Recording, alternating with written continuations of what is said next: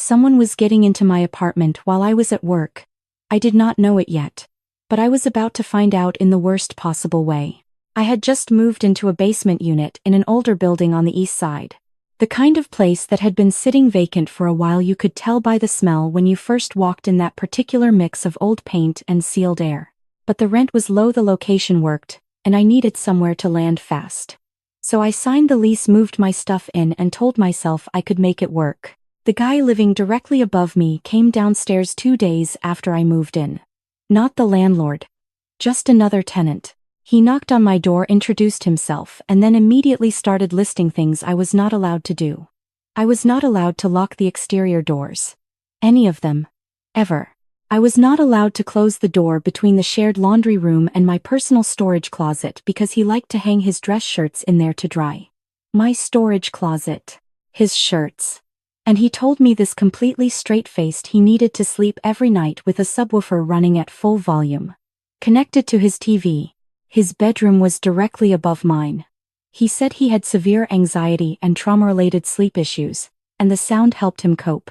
I told myself I could deal with noise. I told myself I could work around the laundry thing.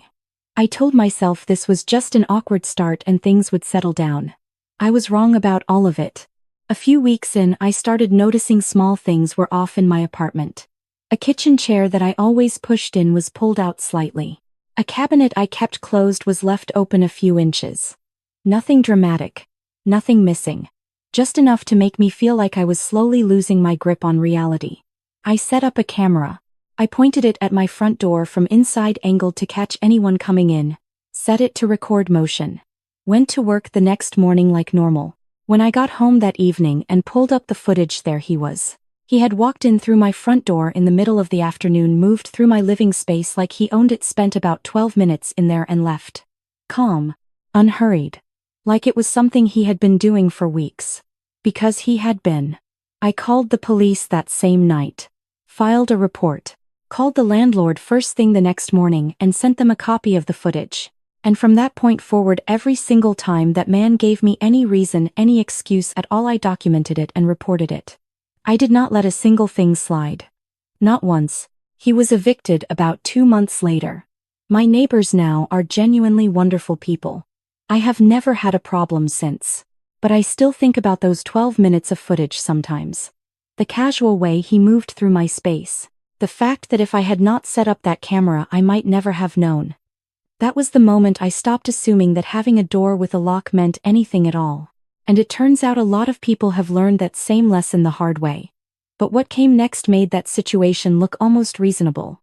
I moved into a new building a while later and introduced myself to the woman down the hall. She seemed friendly. We chatted for a few minutes and I asked if she wanted to grab dinner sometime to be neighborly. I made it completely clear directly, and without any ambiguity, that this was not a date. Just two people getting to know the building. She said okay, but here are my terms. You cover my full bus fare both ways. You pay for everything I eat and drink, no limit. I choose the restaurant. And whatever you order for yourself has to cost less than what I order. I ate dinner alone that night. It was an excellent meal. I left myself a generous tip. Now here is where things start getting genuinely strange, because that story is almost charming compared to what comes next. I lived with a guy, decent guy on the surface, friendly enough when it suited him, who one day simply moved his boyfriend into his bedroom. No conversation. No group text. No heads up of any kind. He just showed up with a duffel bag and started using the bathroom. When a few of us pointed out that there was now an extra person in the apartment, and maybe the bills should reflect that, our roommate looked genuinely confused.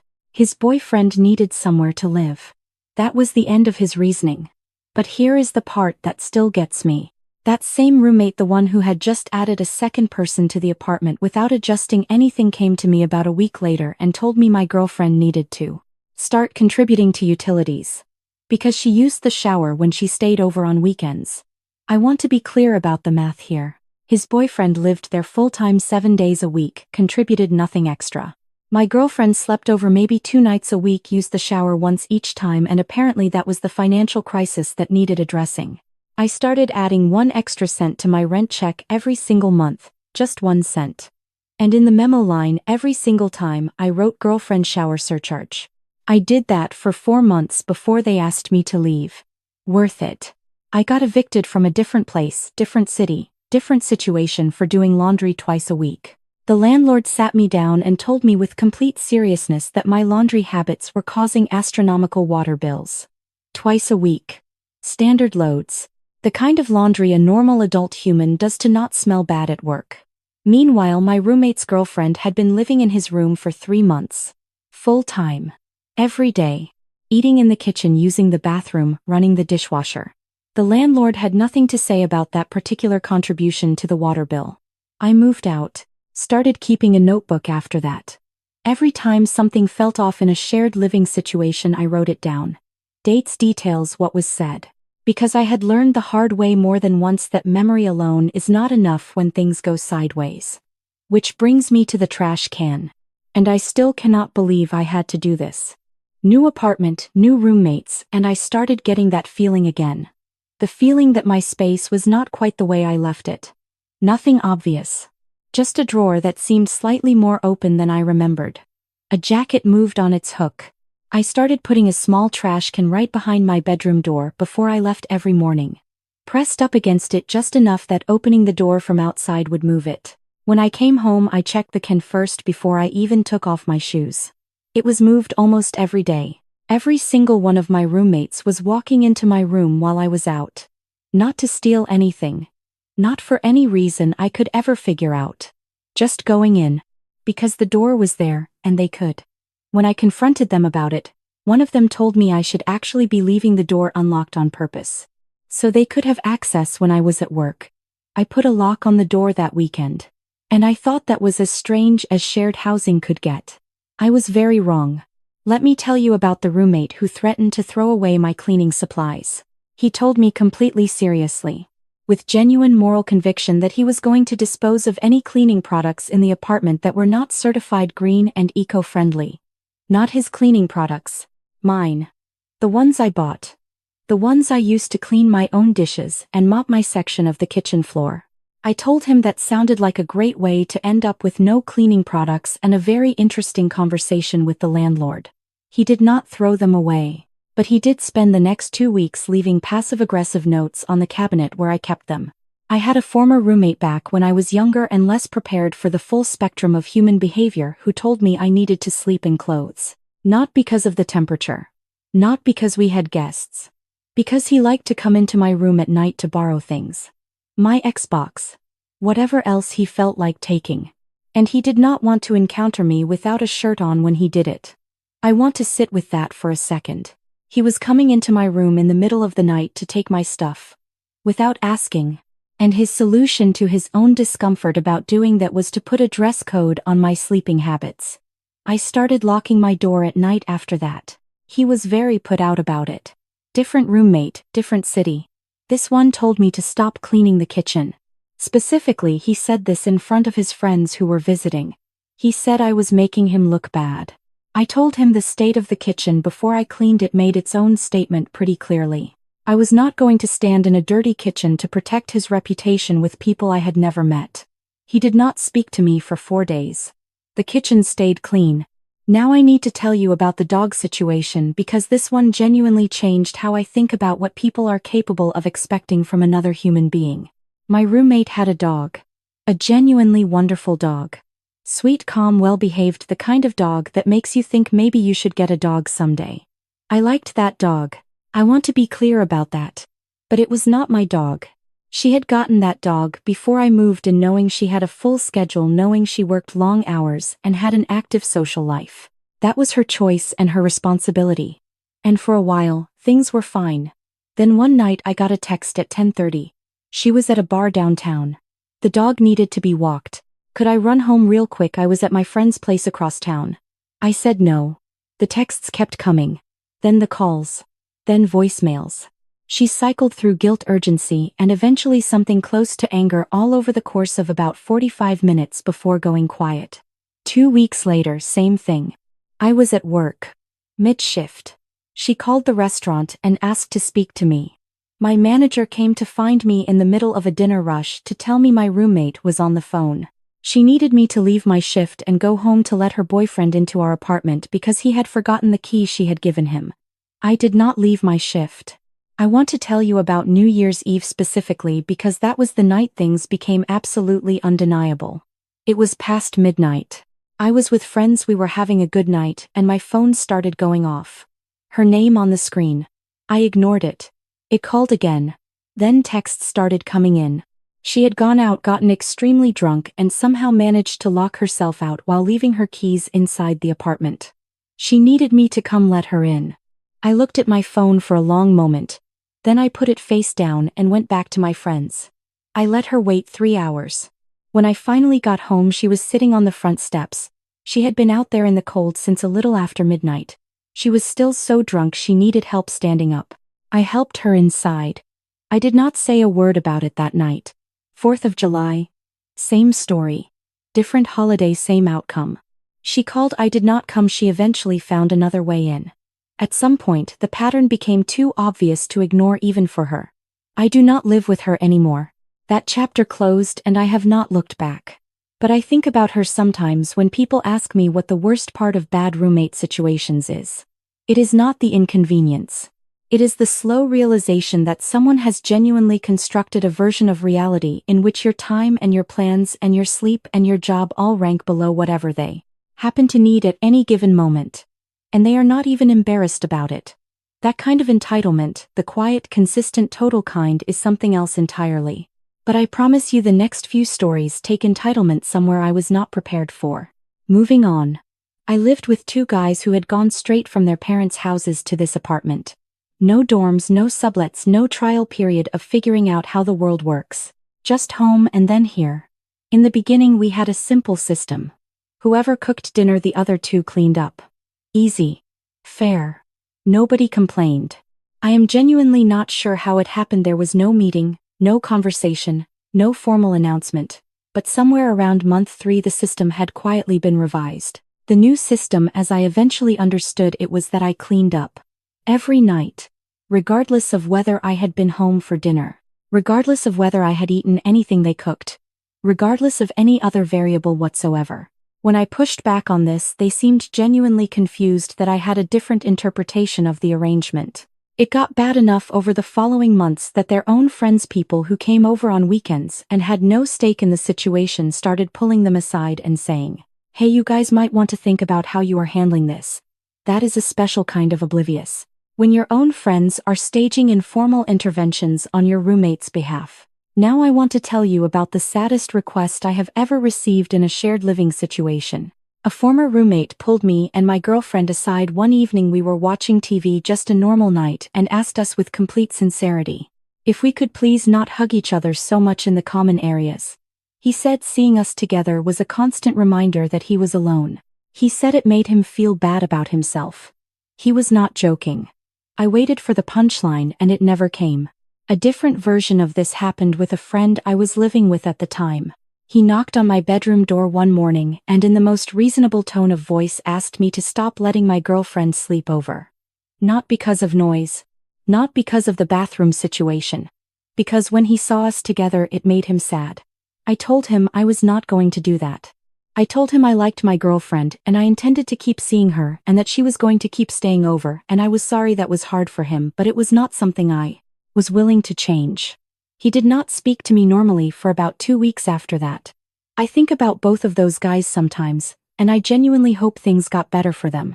But no, I was not going to restructure my relationship to manage someone else's loneliness. That is not something any person can reasonably ask of another.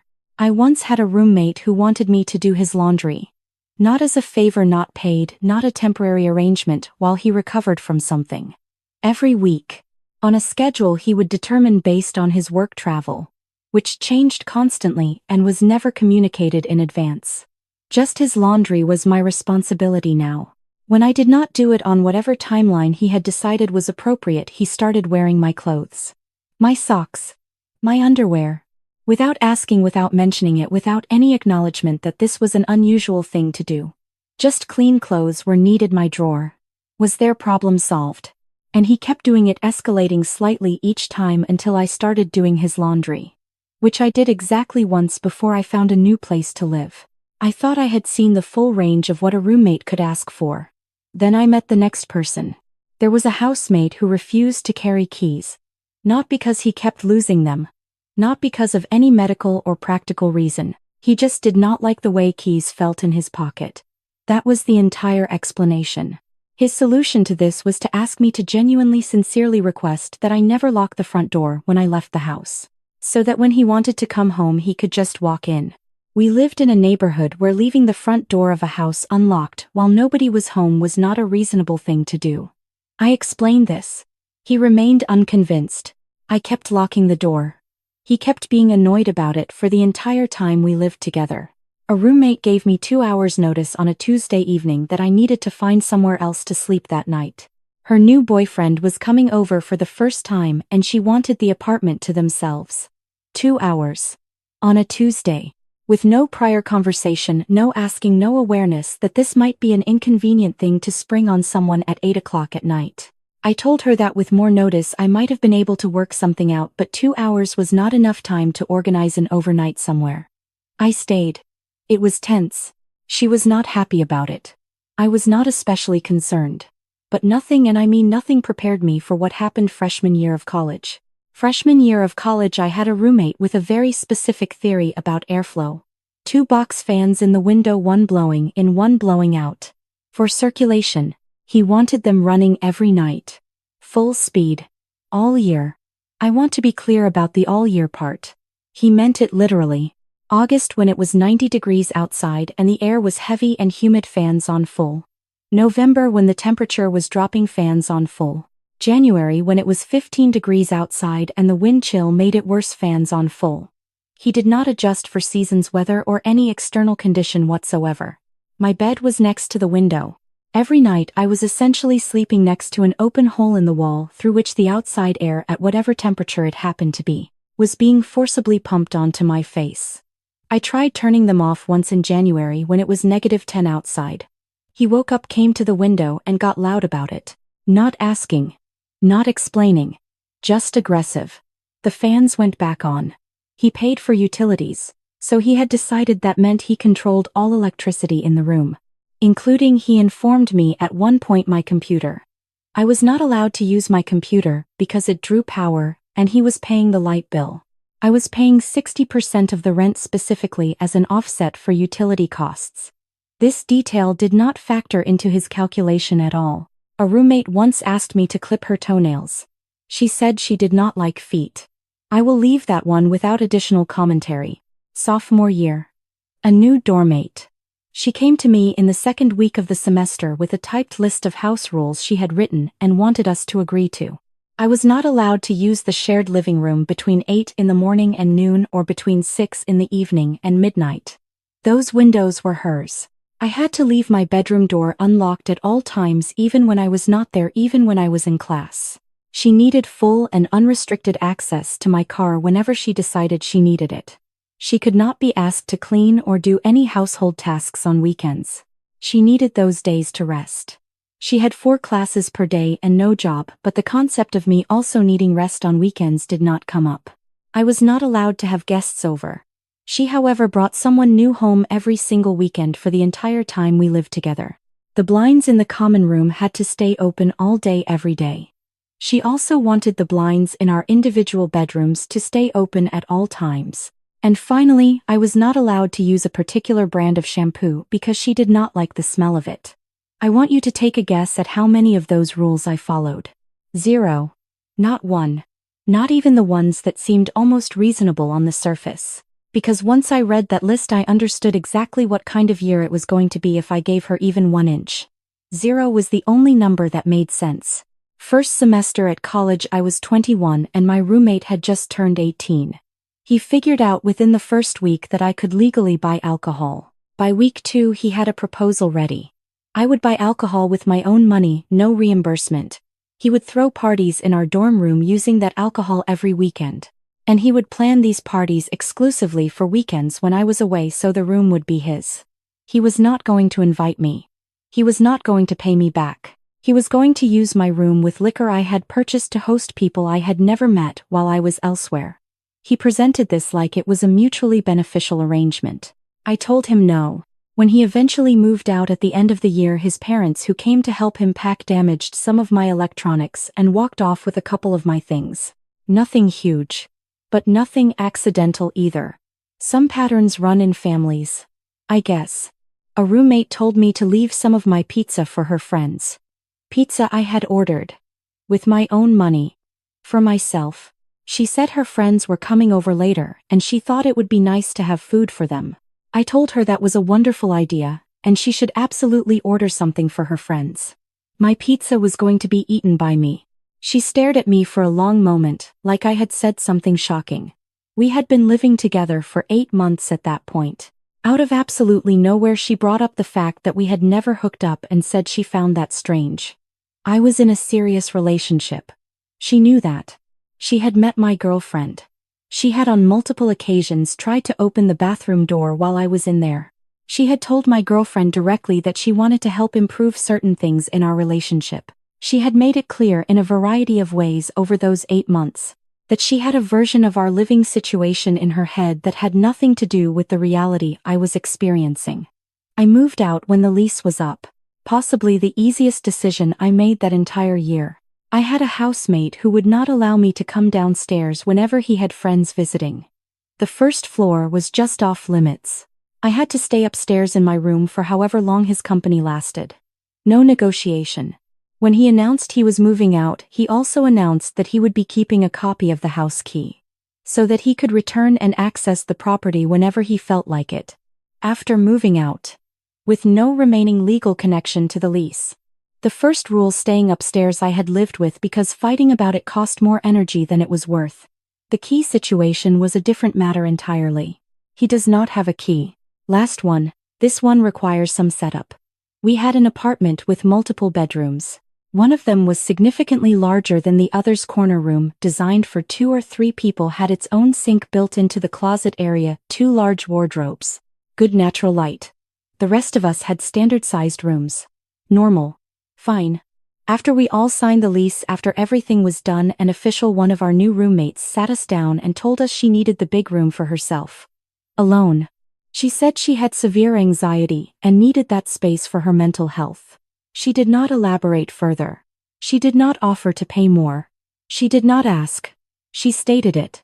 We told her we were not going to squeeze 4 people into 2 small rooms so that one person could have a suite to herself, especially with no additional contribution to rent. She did not take that well. For the next month she made living in that apartment into something I can only describe as a sustained atmosphere of low-grade hostility. Cabinet doors, silences, pointed comments, the kind of passive aggression that is impossible to directly address because nothing is ever quite explicit enough to confront. We eventually told her she could have the big room, but she would need to share it with one other person. That was the compromise. She rejected it. She chose one of the small rooms. And then for the rest of the year she complained about it constantly. Every time she was late to class. Every time anything inconvenient happened. Every time the bathroom was occupied when she needed it. Everything that went wrong was connected in her reasoning back to the fact that she did not have her own space with her own bathroom, and it was our fault for not giving her the room she had requested. She was in therapy during this. She mentioned it often, usually as a way of signaling that she was self-aware. She told us her therapist was helping her become less selfless and learn to prioritize herself. She used that framing as the justification for almost everything. I thought about that a lot afterward. The gap between the story someone tells about themselves and what the people around them actually experience. She genuinely believed she was working on herself. From where the rest of us were standing, she was just practicing a more articulate version of the same behavior. So here's what I want to ask you, because I have been thinking about this for a long time. Some people say the real issue is that we give these things an inch and they take a mile, that the moment you accommodate one unreasonable demand, you have established that your boundaries are negotiable. Others say the problem is systemic, that shared housing creates conditions where this kind of behavior is almost inevitable, and without real structural protections for tenants, there is nothing to stop it. Which side are you on? Are bad roommates individual failures, or are they a symptom of a system that was never designed to work? Tell me what you think in the comments. I want to see this debate play out. And if you have a story that belongs in this conversation, subscribe. We do this every week. Yours might be next.